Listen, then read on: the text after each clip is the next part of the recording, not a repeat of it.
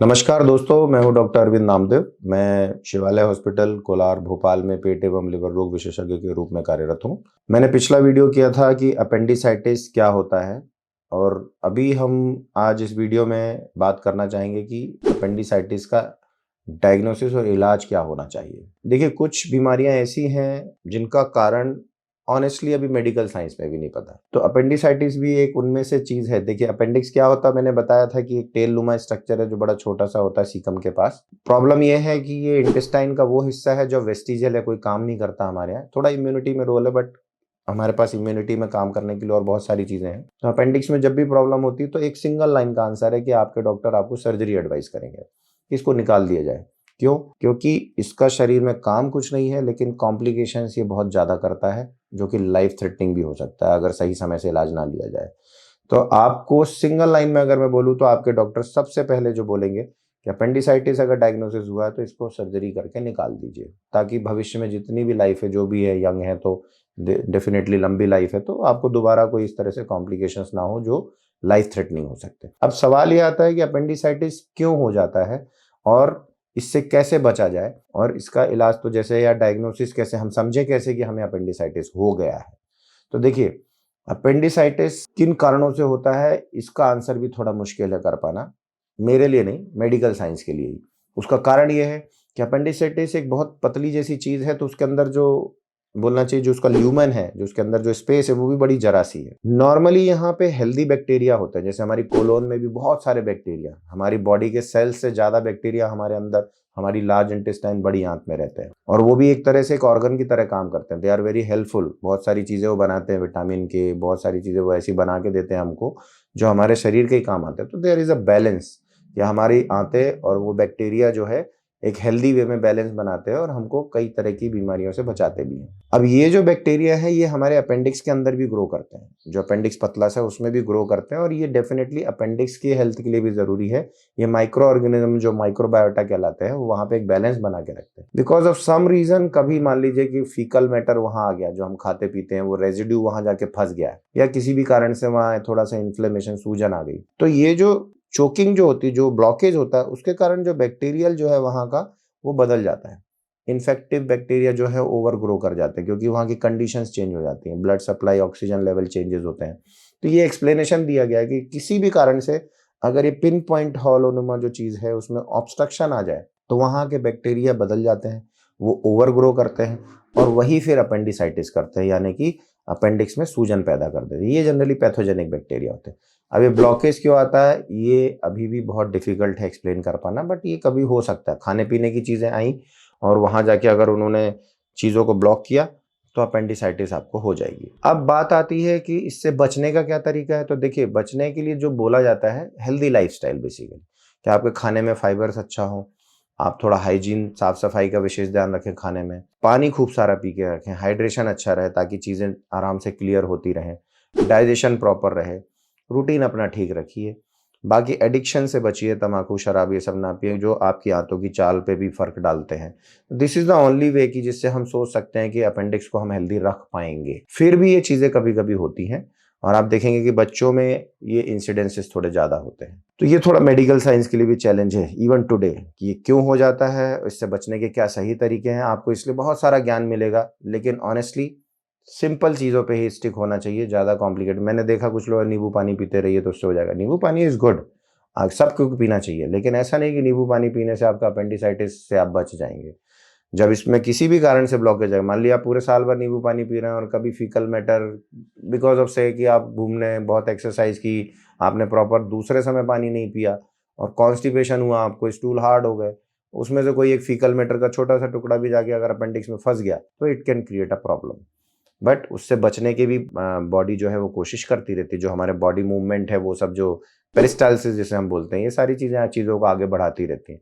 तो overall healthy रहना जरूरी है, हेल्दी लाइफस्टाइल रखना जरूरी है। फिर भी अगर अपेंडिसाइटिस होता है मान लीजिए, तो दूसरा पार्ट जो इस वीडियो का है कि अपेंडिसाइटिस के सिम्टम्स क्या होते हैं और हम इसका डायग्नोसिस कैसे बनाते हैं, यहाँ पे भी चैलेंज है। एक्चुअली अपेंडिसाइटिस, अब तो हमारे पास बहुत सारे टेस्ट हैं, फिर भी चैलेंज आता है, क्योंकि नॉर्मल साइज अपेंडिसाइटिस का ये सब डिफाइन करना मुश्किल होता है। लेकिन जनरली जो सिम्टम्स होते हैं अपेंडिसाइटिस के वो होते हैं सीवियर पेन, बहुत तेज दर्द होगा। हल्का दर्द जनरली अपेंडिसाइटिस को डिफाइन नहीं करता।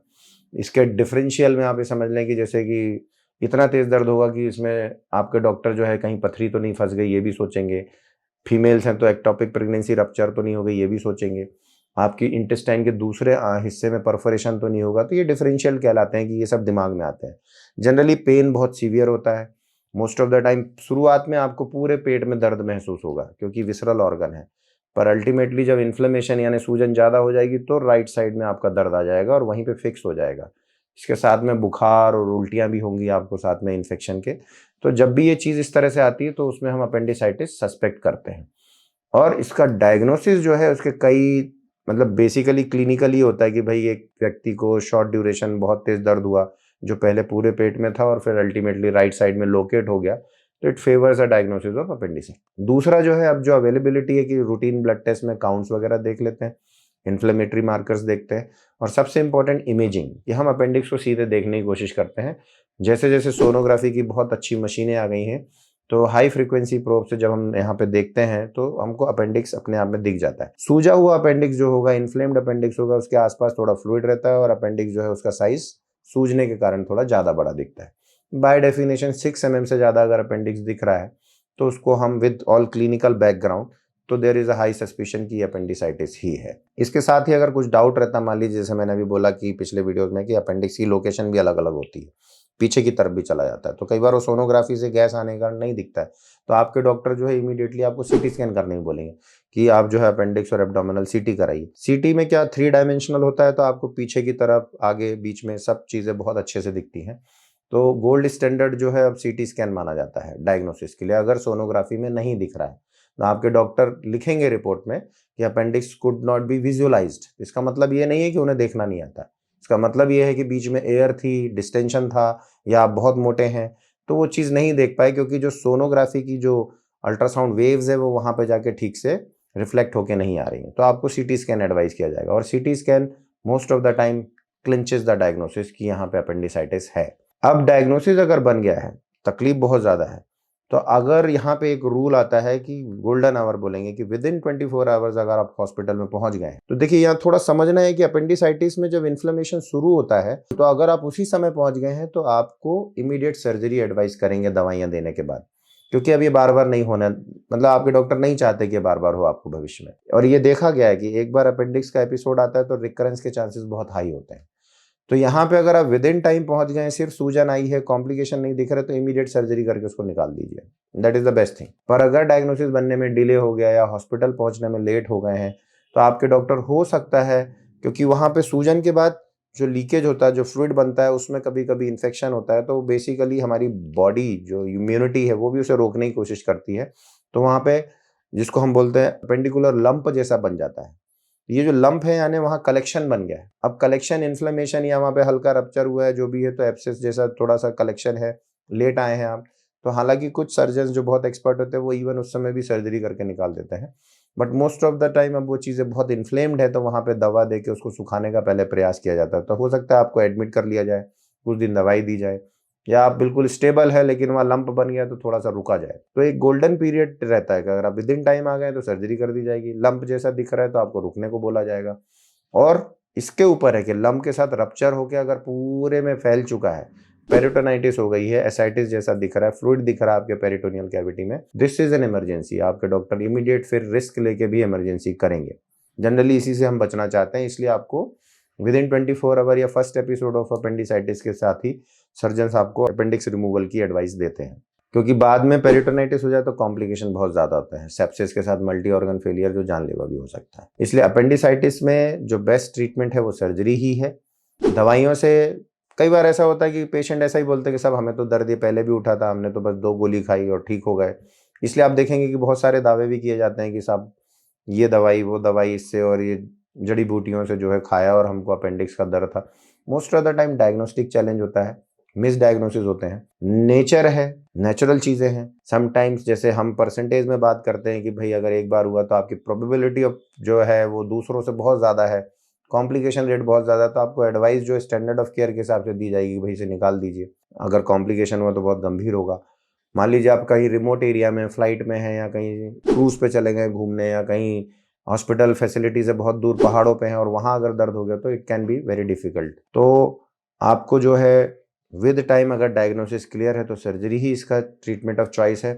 अदरवाइज दवाई देके इसे सुखाया जाता है, सूखने के बाद बिल्कुल नॉर्मल हो जाते हैं, तो इसको उसके बाद भी आपको बोला जाएगा कि निकाल दीजिए, जिसको इंटरवल अपेंडेक्टोमी बोलते हैं कि आप जो है सारी चीजें इन्फ्लेमेशन कम हो जाए और तब आके सर्जरी करा लीजिए।